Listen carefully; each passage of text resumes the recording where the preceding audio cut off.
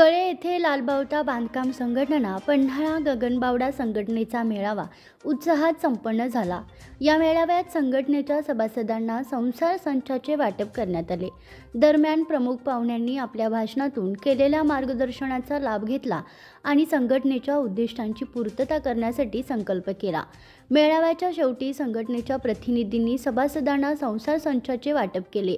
या संचामध्ये घरगुती उपयोगासाठी आवश्यक असलेल्या वस्तूंचा समावेश होता। सभासदांनी याचा आनंदाने स्वीकार केला आणि संघटनेच्या या उपक्रमाचे कौतुक केले।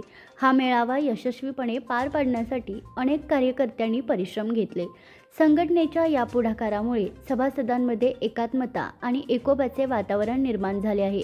मेळाव्यात प्रमुख पाहुणे म्हणून कळेचे तंटामुक्ती अध्यक्ष संदीप पाटील आणि पन्हाळा व गगनबावड्याचे लालबावटा अध्यक्ष भगवान घोरपडे, उपाध्यक्ष राजू खांबे, सरदार पवार, संतोष जाधव, उदय निकम, लक्ष्मण देसाई, सचिन पाटील, सागर भोसले, तावडे आणि सातपुते तसेच सर्व शाखांचे अध्यक्ष उपस्थित होते।